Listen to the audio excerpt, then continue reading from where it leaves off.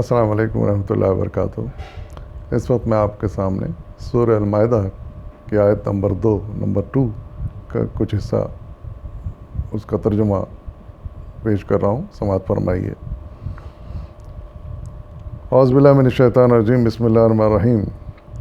اے لوگو جو ایمان لائے ہو، خدا پرستی کی نشانیوں کو بے حرمت نہ کرو، نہ حرام کے مہینوں میں سے کسی کو حلال کر لو، نہ قربانی کے جانوروں پر دست درازی کرو، نہ ان جانوروں پر ہاتھ ڈالو جن کے گردنوں میں نظر خداوندی کی علامت کے طور پر پٹے پڑے ہوئے ہیں، نہ ان لوگوں کو چھیڑو جو اپنے رب کے فضل اور اس کی خوشنودی کی تلاش میں مکان محترم یعنی خانہ کعبہ کی طرف جا رہے ہوں۔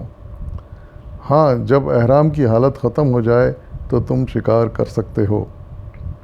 صدق اللہ العظیم۔ اس آیت میں ایک بہت اہم ہدایت اللہ تعالیٰ مسلمانوں کو دے رہے ہیں، اور وہ یہ کہ خدا پرستی کی جو بھی نشانیاں کسی بھی قوم میں پائی جاتی ہیں ان کا احترام تم پر بہرحال لازم ہے، اور ان کا کسی طرح بھی مذاق اڑانا یا ان کی توہین کرنے کی تم کو اجازت نہیں ہے۔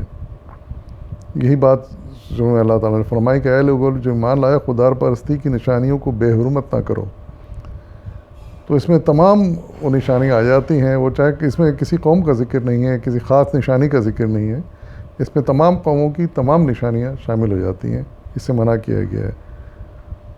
اس سلسلے میں ایک بات جو مولانا سید ابو العلا مودودی صاحب نے بھی تحریر فرمائی ہے، مرحوم نے اپنی تفسیر میں، اس کو سماعت فرما لیجیے۔ ہر وہ چیز جو کسی مسلک یا عقیدے یا طرز فکر و عمل یا کسی نظام کی نمائندگی کرتی ہو وہ اس کا شعار کہلائے گی، کیونکہ وہ اس کے لیے علامت یا نشانی کا کام دیتی ہے۔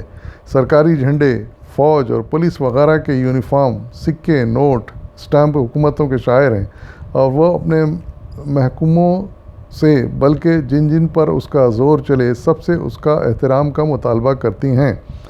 گرجا اور قربان گاہ اور صلیب مسیحیت کے شاعر ہیں، چوٹی اور زنار اور مندر برہمنیت کے شاعر ہیں، کیس، کڑا اور کرپان وغیرہ سکھ مذہب کے شاعر ہیں، ہتھوڑا اور دراتی اشتراکیت کے شاعر ہیں یعنی کمیونزم کے، سواستکا آریہ نسل پرستی کے شاعر ہیں۔ یہ سب مسلک اپنے اپنے پیرووں سے اپنے ان شاعر کا احترام کا مطالبہ کرتے ہیں۔ اگر کوئی شخص کسی نظام کے شاعر میں سے کسی شاعر کی توہین کرتا ہے تو یہ اس بات کی علامت ہے کہ دراصل اس نظام کے خلاف دشمنی رکھتا ہے، اور اگر وہ توہین کرنے والا خود اسی نظام سے تعلق رکھتا ہو تو اس کا یہ فعل اپنے نظام سے ارتداد یا بغاوت کے ہم معنی ہے۔ تو اس معاملے میں مولانا نے بڑی وضاحت کر دی ہے کہ اس کی کیا اہمیت ہے۔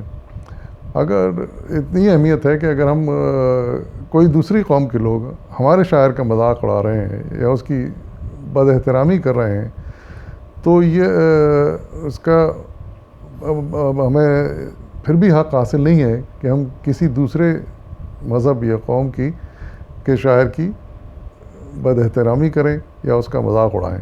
اس بات سے اللہ تعالیٰ نے سختی سے منع فرمایا ہے۔ اور پھر باقی آیت کے باقی حصے میں آپ نے فرمایا ہے اللہ تعالیٰ نے کہ جو جانور قربانی کے لیے لے جائے جا رہے ہیں ان پر بھی ہاتھ نہ ڈالو یا ان کو بھی قربان تم نہیں کر سکتے۔ جو لوگ اس مقصد کے لیے لے جا رہے ہیں وہ انہیں کا حصہ ہے، انہیں کا حق ہے، وہی کریں گے۔ تو البتہ یہ ہے کہ جب شکار یعنی حرام کھول لیں تو اس کے بعد پھر شکار حرام نہیں رہتا اور شکار کیا جا سکتا ہے۔ یہ وہ ہدایت ہیں جو اللہ تعالیٰ نے اس آیت میں فرمائی ہیں، تو ہمیں چاہیے کہ ان کا پورا احترام کریں اور ہر وقت ان کا خیال رکھیں۔ وآخر دعوانا والحمد للہ رب العالمین۔